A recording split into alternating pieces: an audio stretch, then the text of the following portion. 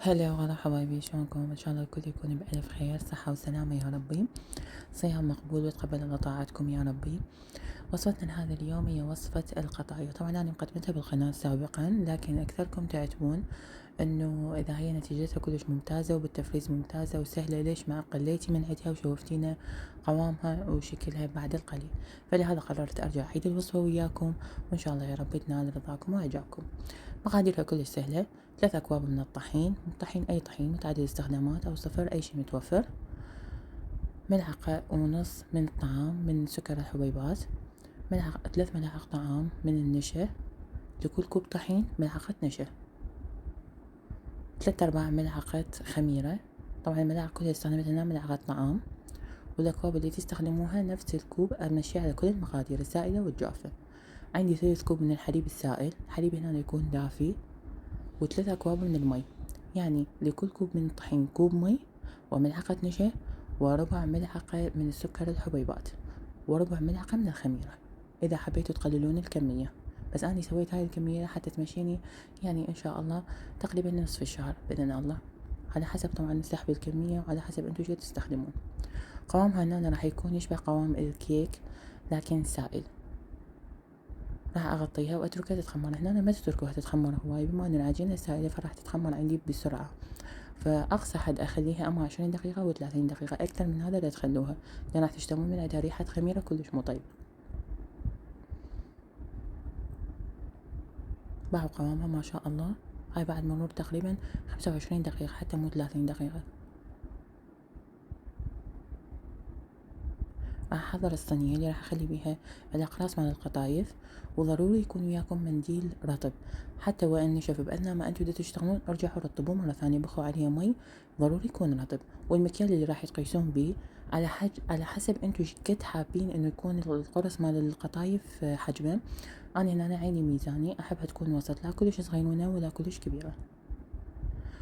والملاحظة الثانية وانتو تشتغلون، على طول ما انتو تشتغلون كل ما تاخذون من الكمية ارجع اخلص بيها، يعني على طول ما احنا نشتغل بيها هي راح تستمر بالاختمار. فاني ما اريد تكون بيها ثقوب كبيرة لحتى الحشو ما يطلع من عندها.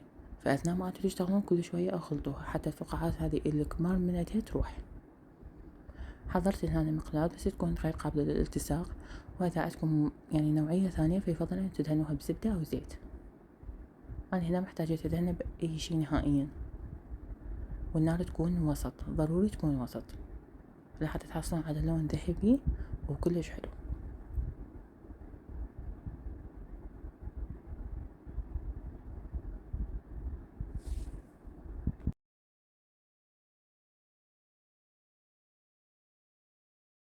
كلش طبعا تونس بالعمل، يعني طريقتها سهلة وبسيطة وسريعة، وبنفس الوقت تختصر عليكم وقت ما تضطرون يوميا تسوون العجين وتحشوها وتقلوها، تكون شوية العملية صعبة. هنا أنا ما راح ارفع الاقراص من المقلاة الا ان تنشف الوجه مالتها تماما، ما يكون بيها ولا نقطة سائل، وحتى تعرفون عجينتكم ناجحة أول ما راح تخلوها بالمقلاة باعوها راح تبدي رأسا تفقع وياكم. إذا ما فقعت وياكم فمعناها إنه العجين مالتكم بخطوة من الخطوات مو صحيحة. باع الثقوب مالته هذا اللي قصته، وباع لونها شلون ذهبي، وريحتها ما أسولف لكم، فشي كلش طيب. أتمنى تجربوها وتنطوني رأيكم. هاي الوصفة صار لي سنين عليها، وفعليا من أنجح الوصفات اللي جربتها وممتازة، سواء بالتفريز أو أنا أشتغلها يعني وهي تازة بعدها.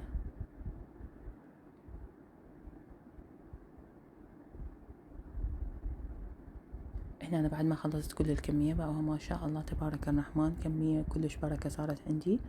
راح أحشيها وأفرزها، وثاني يوم بعد الفطور راح أطلعها وهي جامدة، راح أشوفكم شلون راح أقليها، شلون قوامها وشلون شكلها. هنا أنا طبعا مقادير القشطانة منزلتها بالقناة سابقا، فراح أترك لكم اللينك مالتها بصندوق الوصف حتى تطلعون عليها إذا تحبون. مقاديرها كلش سهلة: كوبين من الطحين، 5 ملاعق من النشا، فانيلا، علبة قشطة، و50 جرام من الزبدة. هاي الكمية هنا، هاي طبعا هنا نص الكمية، بعد عندي نصف ثاني بعدني ما كملته، بس حبيت اشوفكم شكلها شلون حلوة، تشبه المخدات الصغيرة الناعمة. طبعا للعلم اكو ناس ياكلوها وهي هيجي يعني هم كلش طيبة، يعني كل شي بيها هو مستوي.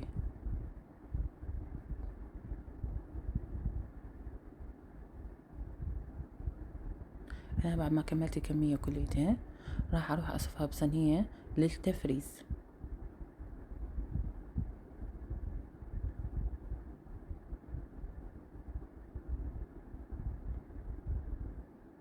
ما شاء الله تبارك الرحمن، منظر يشهي.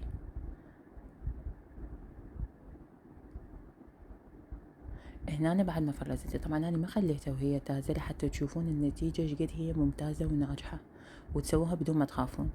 هنا أنا وهي جامدة طلعت الكمية اللي راح أقليها بعد الفطور ورجعت الباقي للفريزر بزيت غزير وحامي، لكن مو كلش حامي لدرجة انه بس اخلي بيه القطع رأسا تصير حمراء. ليش؟ هنا ما راح تستوي ولا راح تذوب القشطة عندكم، تكون حرارتها جيدة يعني نوعا ما، بحيث اول ما احط الحبة رأسا تبدي تتقلى. تفهمون قصدي؟ طبعا هي راح تنفش بعد زيادة فعل الخميرة اللي بيها باعوا شكلها ما شاء الله. ظل نقلب بيها الا ان تحصلون على اللون اللي انتو تريدوه. فلهذا انا قصدت خلوها ذهبية فاتح لحتى من تخلوها وتحصلون على اللون اللي انتو تريدوه تحصلون على درجة القرمشة توصلها كل زينة. لان كل ما كان لون العجينة غامق وانتو تشوها كل ما راح تجون تخلوها ما تقدرون تستمرون انه انتو الى ان توصلون نتيجة القرمشة اللي انتو تريدوها، لان راح يصير لونها بني بسرعة رهيبة. فهذا الشيء اتحكم به لان اني لسه عندي بعد مرحلة ثانية وهي مرحلة القلي. هنا أنا القطر اللي استخدمته مقاديره كل كوب من السكر كوب واحد من المي، يعني القطر يكون قوامه وسط، لا هو يكون قوامه ثقيل ولا يكون قوامه خفيف كلش. يعني أنا مجرد إني بس أقلبهم بالقطر ما أبقيهم بيه، مجرد بس أقلبهم حتى ياخذون الحالات طبيعية. خاف أحد ما يحبها حلوة كلش زايد وأقدم وياهم قطر على الصفحة للي يحب إنه قطر زيادة وياهم. راح أزينهم تزيين بسيط بالورد المحمدي. وعلينا وعليكم بألف عافية. أتمنى تجربون الوصفة وتنطوني رأيكم بيها. قوامها شكل وطعم مضمونة والنجاح مضمون 1,000,000%، سواء كطعم أو تفريز وياهن كلش راح تحبوها. دمتم برعاية الله وحفظه، مع السلامة. هنا حبيت أشوفكم قوامها شلون مقرمشة وبنفس الوقت الداخل مالتها هش ويذوب ذوب، بس صراحة ما قدرت أفتح لكم الصوت فلهذا اكتفينا فقط بالصورة.